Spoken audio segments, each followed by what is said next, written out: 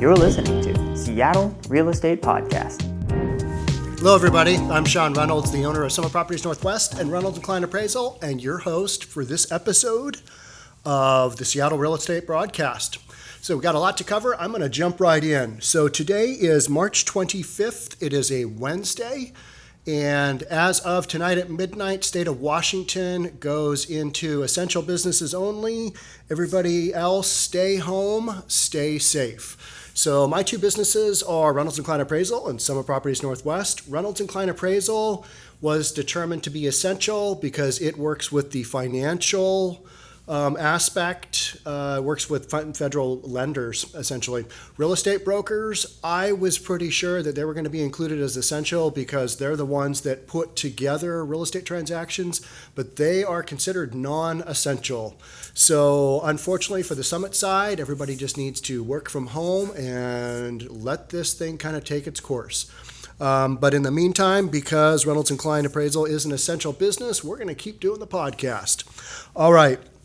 So a lot has happened since yesterday's podcast. The number one thing is that Congress was basically able to put together a stimulus package. That's been in the works here for a while, and it's been kind of drawn out because a lot of the funding, the House didn't want to see it go to big businesses, and they wanted more of a trickle down to, or a direct funding, not trickle down, to individuals and businesses that are being impacted. So let's take a look at that super quick. The White House and Congress struck a deal in the pre-dawn hours to deliver $2 trillion in government relief to a nation increasingly under lockdown, watching nervously as the twin threats of disease and economic ruin grow more dire. So we've got this storyline of, yeah, we need to go back to work, but it's not safe. The coronavirus is still exponentially going up. And in effect, this is a wartime level of investment in our nation. This doesn't usually happen unless you've got something super major going on, and that is the deal. I think this is a $2 trillion stimulus package, and I think it's going to amount to way more being spent to that, and I'll get into that in a little bit. But just by comparison, in the 2008 bailout, the first package that Barack Obama got through, I think, was $767 billion, not even a trillion. And so we are coming out of the chute hard with our federal government doing this bailout package at somewhere around $2 trillion. And then they've got a lot of other stuff going on. The Fed is buying back $1 trillion of, I believe it's repo instruments at the moment. And that's per day. A lot of money is being spent to try and stop the economic slide into a recession and hopefully prop up a lot of businesses and help businesses and individuals so that when we do return to normal, there will be businesses to go back to, because that's an enormous consideration. I was watching a CNBC report this morning, and somewhere between 5 and 7 million American restaurant workers are out of jobs right now. You can run a business with takeout in a lot of communities, but the regular business structure, it's not there. And those businesses can't run on takeout alone. So you're going to see a lot of fallout there. Just people in their normal daily lives don't have those jobs. All right, let's keep going. The passage of the bill buoyed financial markets in Asia and Europe. Yesterday, the stock market was up, I think, 2,100 points. It was the biggest one-day increase, and it was second only to another date in history as far as percentage-wise goes up. And we're hoping this $2 trillion package provides as much as $4 trillion in economic activity. That is the hope of spending all this money, is that there is direct economic benefit to the country, to consumers, to businesses, to people that are running their lives and their businesses. Get some money to the Americans. The word from one of the senators was, "This is not a moment of celebration, but one of necessity. To all Americans, I say, help is on the way." All right, let's talk about that for a second. If you have direct deposit, you might be able to get your check or your funds in a couple of weeks, maybe. That would put us at early April. But more than likely, if you're going to wait for an actual check to come, it's not going to be until May. And all funds may not go out until May anyway. We don't really know how this thing will go because so much of this is we're just trying to figure out kind of where we're at and how to make this happen. And when you've got big government involved, it's hard to mobilize what is happening. The aim is to deliver critical financial support to businesses forced to shut down their doors and relieve American families and hospitals reeling from the rapid spread of the disease and the resulting economic disruptions. And that, again, is the narrative, is get money to people. Are we going to get it in time? I don't know. Is it going to be enough? Probably not, but it is something. It's something to kind of help things going because let's think about it now. We're March 25th. If you hopefully had your rent paid up or your mortgage paid up at the beginning of March, then you're okay. You can sit out this month with no job, but then you've got other expenses like food and utilities and cell phone and necessary expenses like that. We go into April and you have no income and you're waiting for that check. It's maybe a $1,200 check per adult, and you'll get a little bit more money if you have some kids. But it's also only up to like $100,000. If you make more than that, you're probably not going to get a check. So moving back to the timeline, if you are waiting for that check in April, the April rent is going to take up most of that. And if you're not getting it until May, you've already got April's rent due and expenses due. You're going to spend that check, and then you are on the hook for May. So the stimulus package is going to help people out a little bit, but I wouldn't look to it to solve all of your needs. We need to get back to work, but do that in a balanced manner that doesn't jeopardize lives. And that is a tough thing to balance. And I'm going to talk more. My next item is, the Dow soared more than 2,100 points Tuesday, or over 11%, notching its biggest one-day percentage gain since 1933 and its best point increase ever. All right, and so 1933, that was the Great Depression. So that's kind of what we're talking about, is we are talking Great Depression numbers here. All right, the other major item that happened, and the stimulus package, I saw a tweet at like 1:38 this morning from one of the senators, and he basically called it then, hey, we've got this thing put together. So those guys are working around the clock to make this happen. It's just such a big endeavor that it's going to take time, and they're working through it. The other major item that I saw yesterday, besides President Trump's speech, and there wasn't any major surprises there. He had Dr. Anthony Fauci back on. Glad to see that. Not sure where he was the day before, but it's good to see him. But the other thing besides President Trump's speech was the speech made by Governor Andrew Cuomo, and he is the mayor of New York. He's the governor of New York, not the mayor. And he's basically saying where we are today, you will be in 3 weeks from now, 4 weeks from now, 5 weeks from now, 6 weeks from now. And he's saying that from a New York perspective and also across the country. And one of the things that I saw in President Trump's speech was, and with his other advisors, was that I think you're going to see across the country, you're going to see a release. Kind of staggered based on the actual numbers and impact that each city or each state is having. And it'll probably go under a state mandate. So because Washington, the state of Washington, city of Kirkland, had it first, I think our area will be one of the first to be released. And our timeline that Governor Inslee has set is pretty close to the timeline that President Trump has set. Yesterday's speech, he indicated by Easter, which is, I believe, on the calendar, it is April 12th. So I predicted April 6th or April 12th is when we go, or April 13th, which is a Monday, is when we go back to work. April 12th is a Sunday. That is Easter. To have people back to work by Easter, you would need to start the week before. I don't realistically see that happening, but I do see it happening on the 13th as a real possibility. But cities like New York that are having a major outbreak right now, their numbers are going through the roof. I think they've got some more time under quarantine. White House officials have advised people in New York who have passed through that area to quarantine themselves for 14 days. What you're seeing right now is a mass exodus from New York, from the inner city portion, because it's such a densely populated area that those people are taking off, and guess what? They're just going to spread it everywhere they go. So, because that's what the virus does. That's what we saw happen in China, is people left for the countryside in droves, and that impacted a ton of people. So if you are leaving New York, the recommendation is that you self-quarantine for 14 days. And so President Trump pressed to reopen the country for business by Easter on April 12th. Despite widespread warnings from public health experts that the worst effects of the outbreak were still weeks away, and that lifting the restrictions now in place would result in unnecessary deaths. Yep, that is true, and that is kind of the major conundrum here.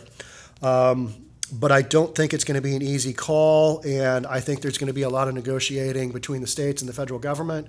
And when it happens, it'll happen. But I've been predicting that it happens way sooner than later, just because of the economic impact is going to come close to what happened after the Great Depression. And that is not a good thing. That killed a ton of people as well. Governor Cuomo said that with cases doubling every 3 days in New York City alone, as many as 140,000 people might need urgent care in the next few weeks. All right, that's an estimate based on one of the more dire predictions of the curve. In New York City, the 1.8 million square foot Jacob Convention Center, which was scheduled to hold an expo for exotic flowers this week, looked more like a front-line military depot as workers rushed in to transform the complex into a hospital. So they are preparing in New York to hunker down and have things ready to roll if this pandemic really breaks out. And New York City is the most densely populated major city in the United States, and that's why I think you're having the major outbreak that you're seeing right now. One of the things that the governor said is no basketball. A lot of great basketball players have come out of New York, come out of the inner city developments there, and I've seen a lot of video, and they are still playing some hoops, which is not recommended because that does not allow you to stay 6 feet away from your fellow person. You got to be right on top of them with defense, and that's not happening playing basketball. Another one of the major issues that came out of Governor Cuomo's speech yesterday was, and the state was still in dire need of critical equipment, particularly the ventilators needed to keep critically ill patients alive long enough for them to fight off the virus. That is a super big reality and a big focus of a lot of what people are looking at is, hey, we don't have the ventilators yet. Where are the ventilators? And I think that's what Governor Cuomo is saying is, hey, federal government, get us some ventilators. The Trump administration promised to send 4,000 ventilators from the national stockpile, but Governor Cuomo said the state needed tens of thousands more. All right, so we're going to let them work that out, and you'll see that news story quite a bit. More than 200 people have already died from the coronavirus in the state of New York, and there was broad agreement that the worst of the crisis would play out over the next few weeks. All right, so moving on here. Let's talk about what the Fed is doing. The Fed has extended support directly to the corporate bond market and the municipal bond market, and it also agreed to lend directly to small businesses. Let me be super clear on this one. I've had friends say, oh, hey, I've heard the checks are going out, or I hear people are getting them. No federal stimulus checks have gone out. There is no money available except through Small Business Administration loans, and those are difficult to get. The SBA is hard to work with, and this is from my experience. They've got a lot of cumbersome paperwork you have to fill out, and if you are scrambling to try and save your business, that process needs to be streamlined. And for us as small business owners and all the small business owners out there to get some funds to get you through until when you can reopen. And then another major consideration that you will start to hear about is money needed to reopen these businesses. A lot of the restaurants, they had food stocks that have gone bad. They have to basically retool from scratch.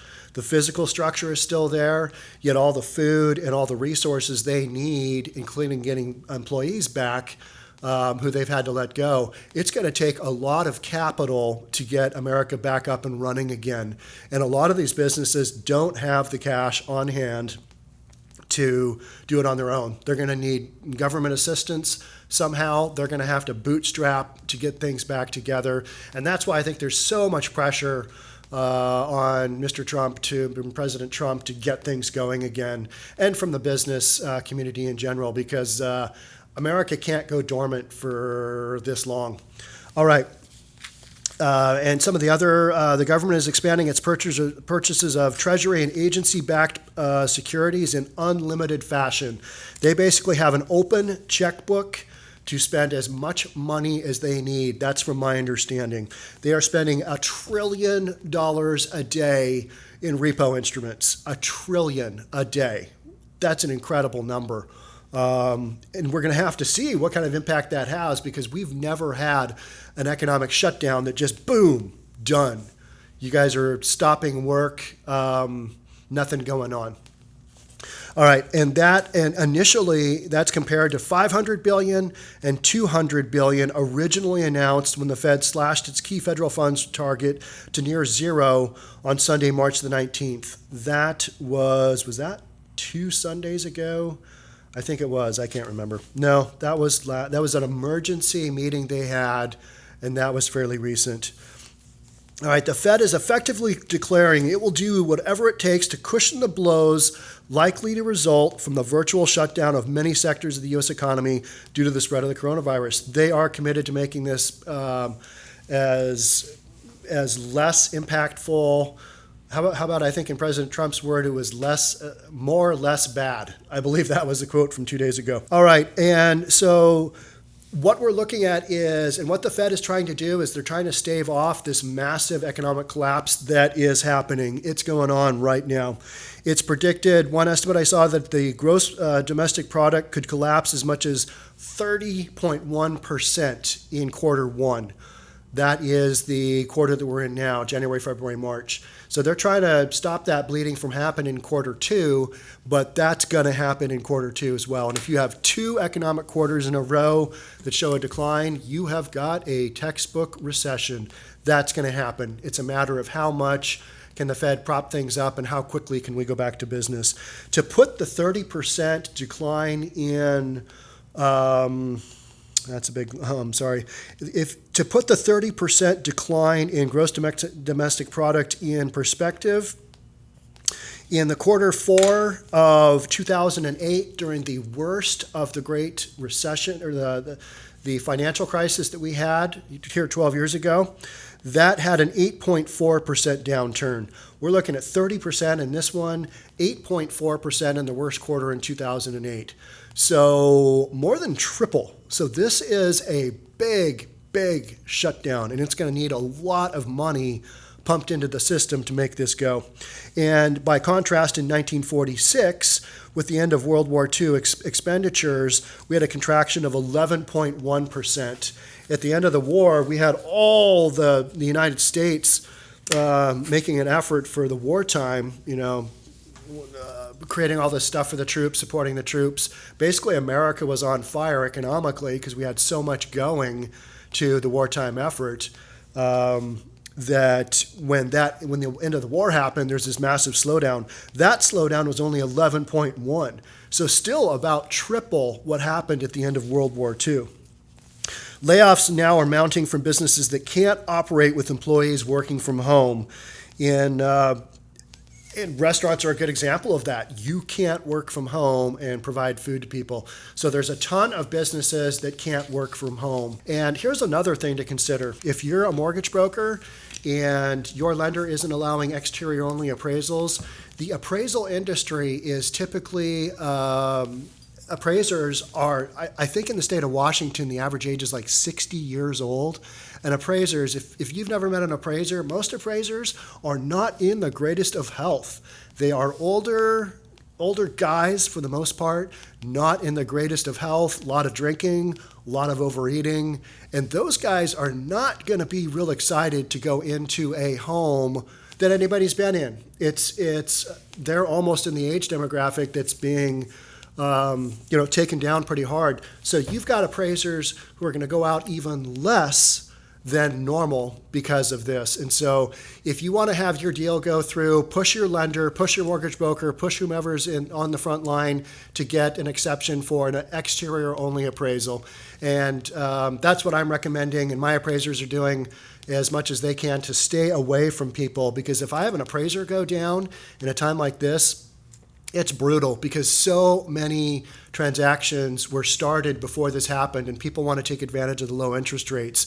And so if I get an appraiser sick, oh, not good. And think of how many people that appraiser has probably infected by meeting them. So the less impact we can have, the less appraisers going through people's homes, I think the better. And when an appraiser does go through the home, if they ask you to open up every door and turn on every light switch, just go ahead and do it. Don't question it. And if you're a homeowner and you've got people sick, that's tough, because Fannie Mae wants a picture of every room. Do you get those people out of there? Oh, that's tough if you got people that are sick. But let us know if you've got people that are sick or have been quarantined or whatever, because we don't want to send appraisers through and make this thing worse, even worse. We've got a $500 billion slush fund to help industry that can be leveraged 10 times by the Federal Reserve through various lending facilities, is announced. So $500 billion times 10 comes out to a total estimate of what they're talking about once it's leveraged to around $7 trillion. So a lot of this is money that can be lent out and leveraged. It's almost 10 times the stimulus provided in 2009 to fight the Great Recession after the financial crisis.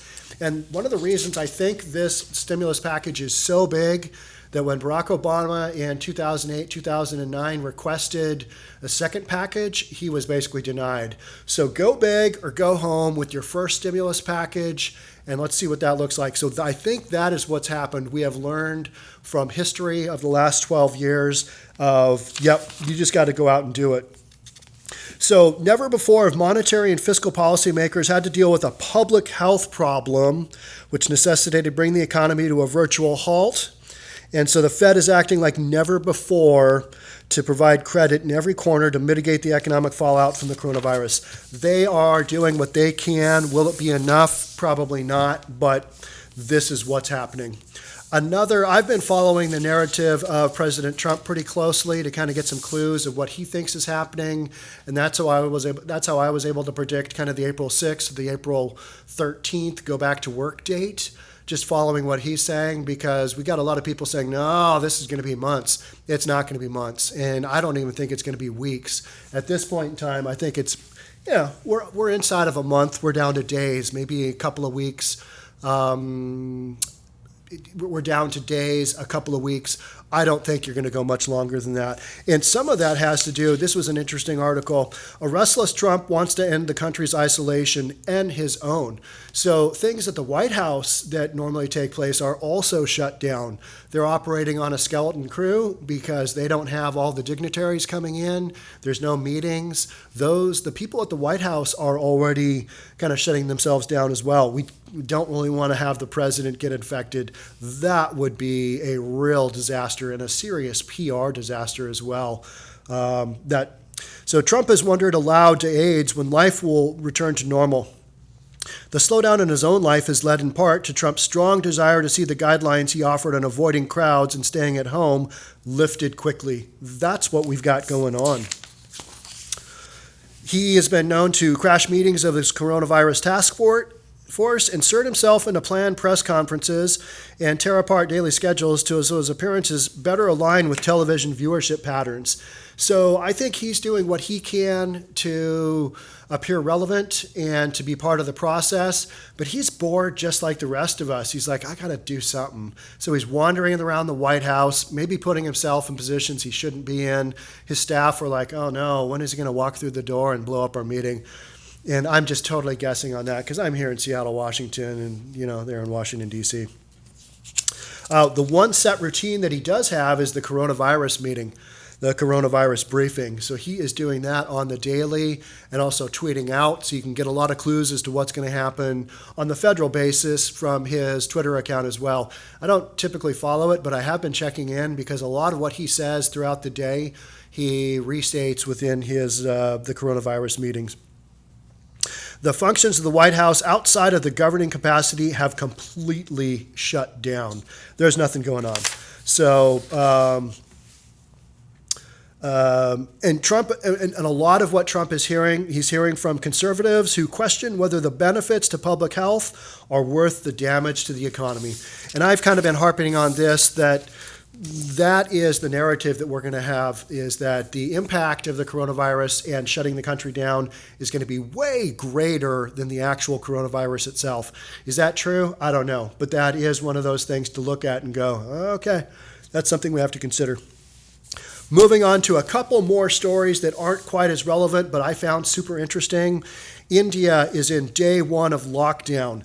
This is for a fifth of humanity in the world. So we have, I think it is 1.3 billion people are ordered on lockdown in India. So India has reported relatively few coronavirus cases, fewer than 600 so far, but with the population density so high and the public health system so weak, Prince Minister Narendra Modi has imposed stringent measures to try and keep the country from sliding into the disaster that the United States, Italy, and other countries face.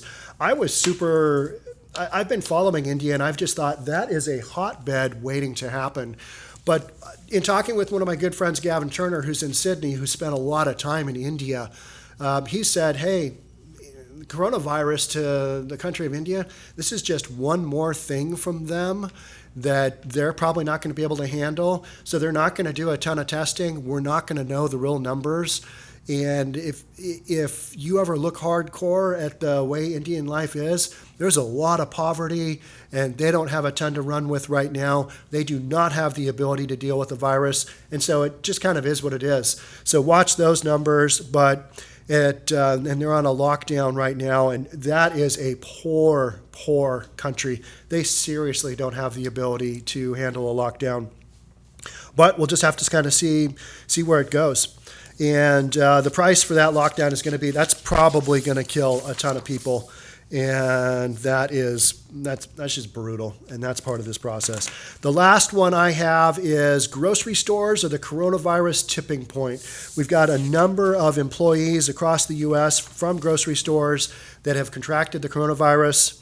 And I'm not trying to be an alarmist here, but we still do need to go to the grocery store to get food, so be super careful. And that is why I am kind of doing this storyline. A Trader Joe's employee in Seattle tested positive. So did a King Soopers employee in Denver, not familiar with that chain, as well as 2 Fred Meyer employees, one in Monroe, Washington, and one in Portland, Oregon. So people, yes, you can get the coronavirus at the grocery store. Coronavirus can exist on cardboard food packaging for a day and on plastic for several days. So keep that in mind. When you're going to the grocery store and you're grabbing stuff, think about what you're touching.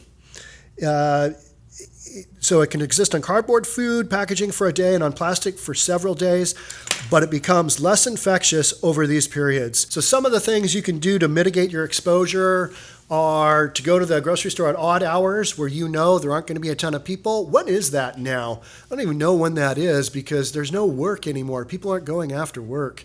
So I guess you could Google that and figure that out. I know a lot of stores here in Seattle are having early, kind of before open to the public hours for senior citizens to get their groceries. I think that's a great idea. Give those people a chance to get in, be exposed to fewer people because they are at risk. Our older generation is at risk on this one, and it's important to keep them safe and keep them virus-free. Also, use the self-checkout if you can. I go to Trader Joe's. They don't have self-checkout, but that makes me kind of think, should I maybe go to another different grocery store? I don't really know.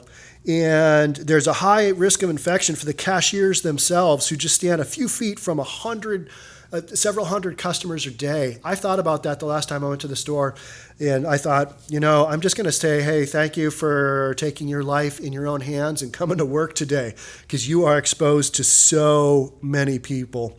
And if a customer coughs or sneezes near an employee while in line, the likelihood of transmitting the virus through the respiratory droplets is also high. So if you have any kind of inkling that you've got something, stay at home, have somebody else go, give your grocery list to somebody else. That's kind of what we've been doing, is if there are people who shouldn't probably be going to the grocery store, let us know, give us a grocery list. It'll give us something to do, try and go during off hours. The country simply can't shut down grocery stores, so those are going to have to stay open. So that is it from me on Wednesday, March the 25th. All you Seattleites that go into total lockdown tonight, stay home, stay safe. The essential businesses goes into effect tonight at midnight. Stay safe, everybody. I will keep doing the Seattle Real Estate Podcast, as we're part of the appraisal industry, and we're just going to keep on going. Plus, I've only got one other guy here. We socially distance ourselves and make this happen. So thank you so much for watching. Thank you so much for listening. We will catch up with you tomorrow. Thanks again. Bye.